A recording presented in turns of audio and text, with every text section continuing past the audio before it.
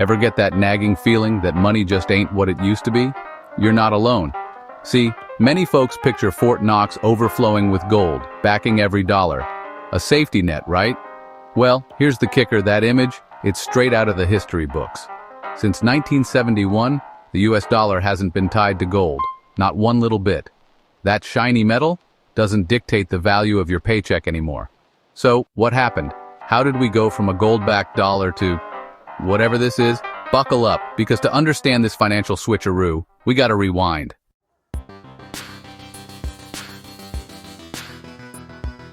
This gold standard was the financial bedrock for decades.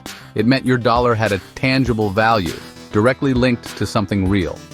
You could, theoretically, waltz into a bank and swap that dollar for a sliver of gold. It was a promise etched in, well, gold.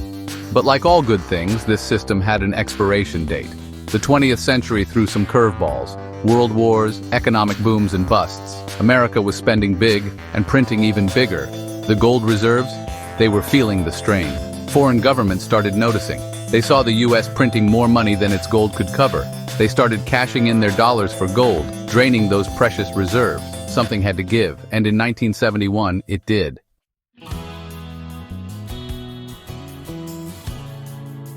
All right, picture this.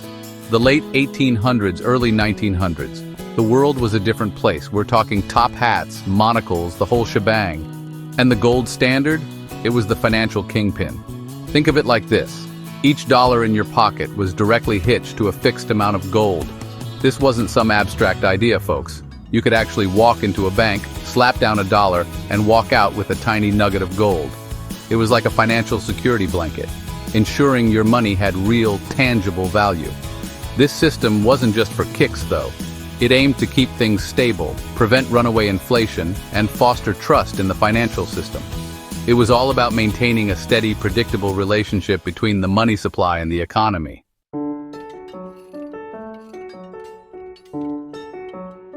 Now, why gold? What made this shiny metal so special?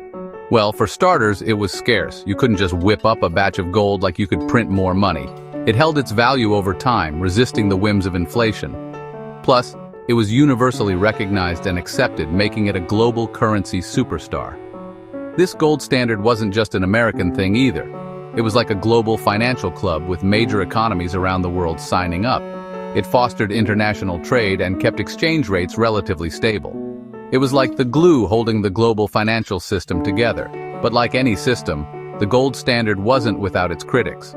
Some argued it was too rigid, limiting a government's ability to respond to economic crises. Others pointed out that tying your economic fate to a finite resource like gold could lead to problems down the road.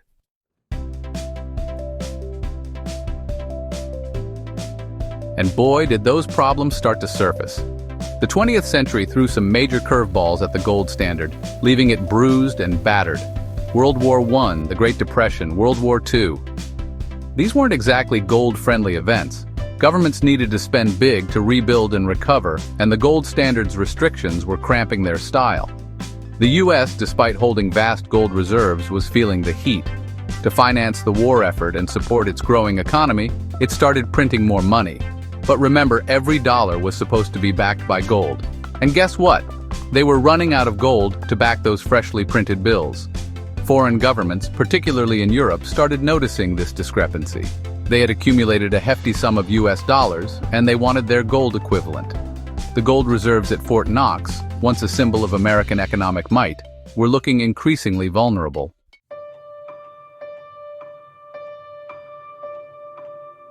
So picture this. It's the post-World War II era. Europe's in shambles, economies are shot, and who you gonna call? America, of course. The US, with its industrial muscle intact, becomes the world's economic engine. We're shipping out goods, lending money, and racking up IOUs like nobody's business. Now, this ain't necessarily a bad thing. It's good old-fashioned American generosity, with a side of self-interest, of course. But here's the catch. Those IOUs, those dollars flooding the global market, they're still theoretically backed by gold. And those savvy Europeans, they haven't forgotten about the gold standard. They start cashing in their dollars for gold, shipping those shiny bars back across the Atlantic. Fort Knox, once brimming with gold, starts looking a little less fort, a little more Knox box. This, my friends, is a gold drain. It's like a slow leak in a tire. Manageable at first, but eventually you're going to be stuck on the side of the road with a flat.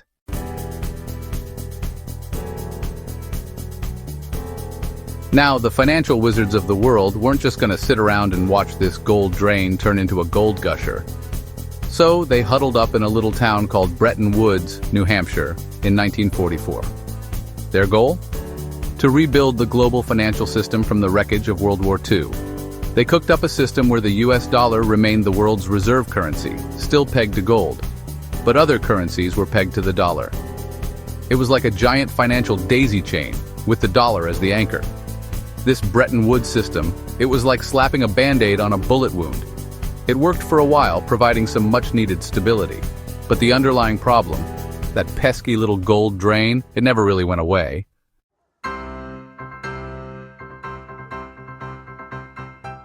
The 1960s rolled around and those cracks in the system, they started to look more like fissures. The Vietnam War, those great society programs, they cost a pretty penny. And how did the US pay for it? You guessed it, by printing more dollars. Now remember that gold problem? The US gold reserves were dwindling and foreign governments were getting antsy. They saw the writing on the wall. America was effectively printing money it couldn't back. The trust? It was eroding faster than a sandcastle in a hurricane. By the early 1970s, the situation was reaching a boiling point. Something had to give. And that something? Well, it was the gold standard itself. It was like watching a game of Jenga where everyone knew the tower was about to collapse. The only question was, who would pull out the final block?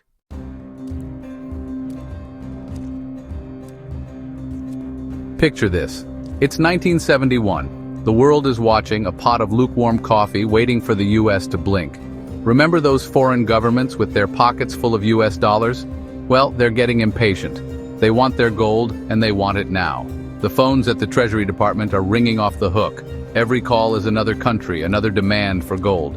Fort Knox, once a symbol of American might, is starting to feel like a sinking ship.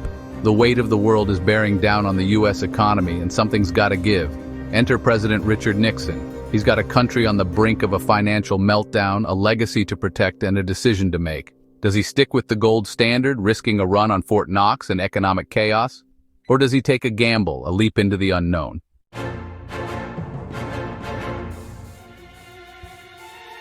August 15, 1971. The world holds its breath as Nixon addresses the nation. He announces a decision that would send shockwaves through the global financial system. The US dollar would no longer be convertible to gold. Just like that, the gold standard, a system that had underpinned the global economy for decades, was effectively dead.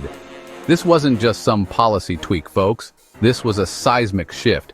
Imagine if someone told you tomorrow that your credit card points were worthless, that the frequent flyer miles you'd painstakingly accumulated had vanished. The world reacted with a mixture of confusion, panic, and a healthy dose of what the heck just happened. The immediate impact was a global currency free-for-all. Exchange rates went haywire as countries scrambled to figure out what their money was actually worth. The financial world, used to the stability of the gold standard, was adrift in uncharted waters.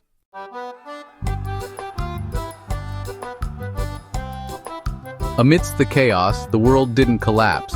It adapted and moved on. The US dollar, no longer tethered to gold, remained the world's reserve currency. How? Trust. The world believed in the American economy's ability to innovate and pay its debts.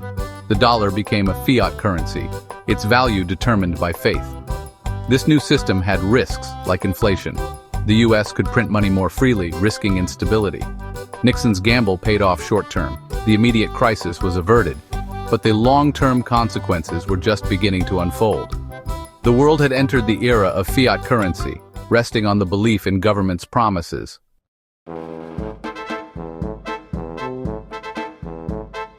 So, the gold standard, gone, out of here. Instead, we entered the brave new world of fiat currency. Sounds fancy, right? But what it really means is this. Your dollar ain't worth a hill of beans unless people believe it is. Think of it like a giant game of Monopoly. Those colorful pieces of paper only mean something because everyone at the table agrees they do. Same deal with the dollar. Its value rests on the faith that you can use it to buy groceries, pay rent, or even splurge on a fancy coffee. This trust, my friends, it ain't just some warm and fuzzy feeling. It's built on the strength of the US economy, its ability to produce goods and services that people around the world want. It's about believing that the US government, as dysfunctional as it may seem sometimes, won't go completely off the rails and print so much money that it becomes worthless.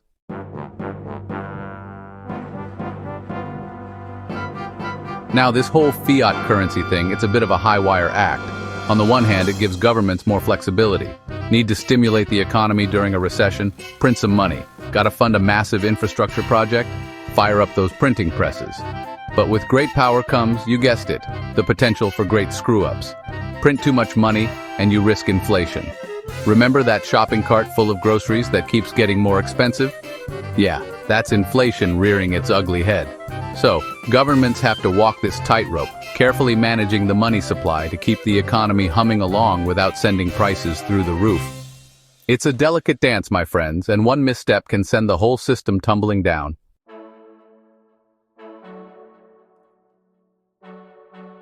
And here's another wrinkle in the fiat currency fabric debt.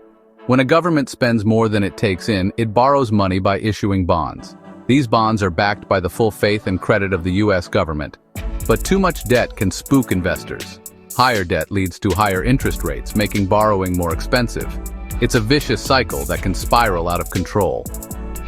The era of fiat currency is a double-edged sword.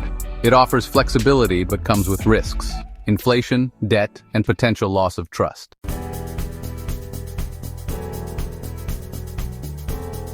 Alright, so we ditched the gold standard for this whole trust me, it's money system. Sounds kinda shaky, right? Well, like a street meat hot dog, it's got its good and bad parts. First off, flexibility. Remember those straitjacket-like rules of the gold standard? Gone.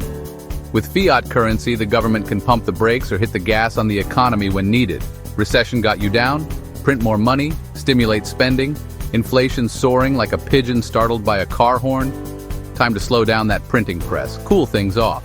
This kind of fine-tuning was impossible under the gold standard. You were stuck with whatever gold you had, like trying to win a pie-eating contest with a teaspoon. Fiat currency gives governments more tools to manage economic ups and downs, hopefully avoiding those nasty crashes.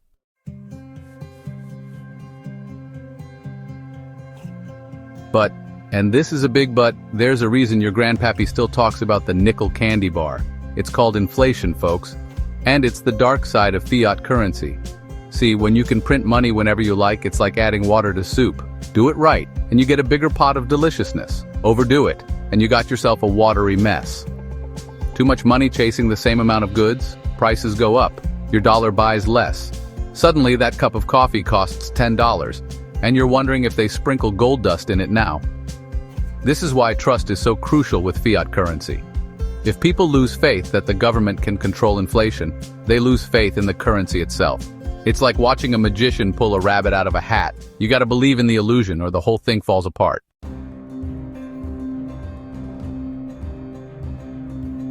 Now, let's talk about the elephant in the room, the one wearing a dollar sign as a monocle debt. See, when the government needs money it doesn't have, which, let's be honest, is often, it borrows by issuing bonds.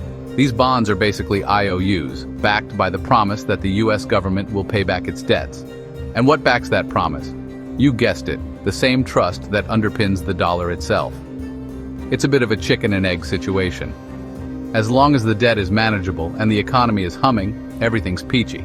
But if the debt gets too big, investors get nervous. They start demanding higher interest rates, which makes it even more expensive for the government to borrow. It's like trying to outrun a snowball rolling downhill. It just keeps getting bigger and harder to handle.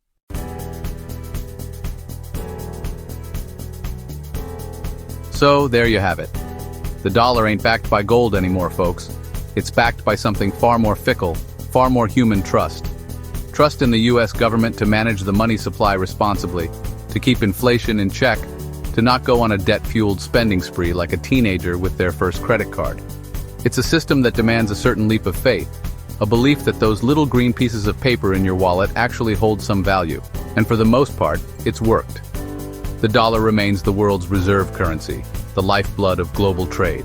But like a relationship built on shaky ground, it requires constant maintenance, careful attention, and a whole lot of hope.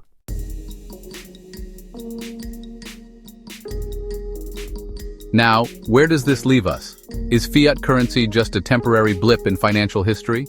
Some bet on cryptocurrencies, operating outside government control. Others believe in returning to a gold standard for stability. The future of money remains uncertain. The dollar's story shows money as a social construct. It's a shared belief system, giving value to paper and digital entries. As long as trust holds, the dollar will shape the global financial landscape. Can this trust withstand time and economic storms? That's the question.